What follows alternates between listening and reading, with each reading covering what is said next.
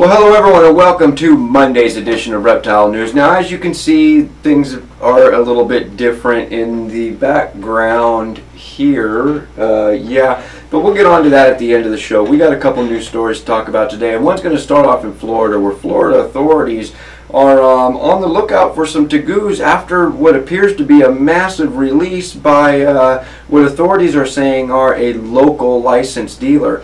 Now, they have so far captured 33 tegoos on the loose, most of which apparently were within the confines of a fenced yard, but they are being reported blocks away, and they're not 100% sure how big the problem is or when they're going to catch them all, but citizens have been helping them by reporting them to the hotline that they set up when they see them.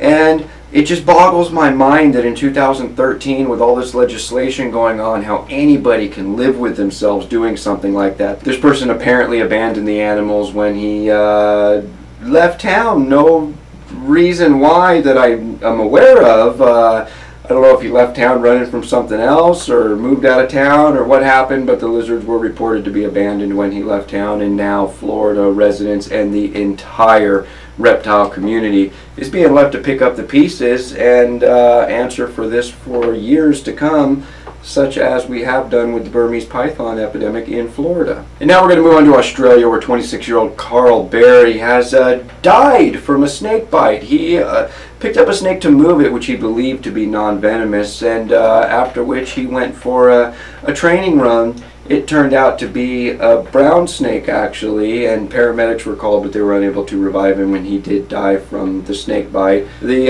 doctors are saying that the fact that he went for a run just got the venom circulating in his blood and made the onslaught of the damage so much more quicker than normal. If a lot of you remember, or if you've ever actually researched venomous snake or any venomous animal, bites, stings, or whatever, one of the first things you do is stay calm, keep your blood from flowing. And unfortunately, this man did not do this due to ignorance, not necessarily in a bad way, I'm saying that, of snake species. And this goes right along with what I was saying the other day on my Facebook page. I've heard 2 confirmed envenomations from western rattlesnakes here locally lately, and I can't stress enough how, I know I don't need to tell most of you guys this, but if you see a snake, I don't care if it's a rattlesnake, if you know what it is or not, if you're not sure, just leave it alone, turn around and walk the other way, call a professional. Most of the time the snake will be gone before the professional even gets there. If you just leave it alone, it'll leave. And that's what everybody should do when they see a snake out in the wild. And now let's get on to this mess.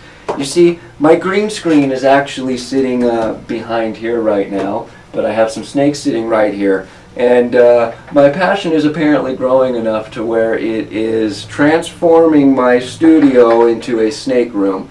So things are going to be a little bit different. I'm not 100% sure what's happening with the background. There's a curtain back here and a nice big long window that goes down the wall that you don't normally see because the camera is normally looking this way, where my green screen is. So for now, the green screen's gone. I'm not even sure if I'm going to continue filming the show in this room, or it might be time to build something different, maybe my own building out at the back of my property on the back 40, but that of course takes a lot of work and money and is time consuming and probably not going to happen anytime soon. So that's the news from the DRN studio on this Monday. If you'd like to read any more about these stories, that link's right down below here in the description. And as always, if you're still watching, my name is Jason White. Now you know what's going on in the reptile world. Be good to each other, and we'll see you next time.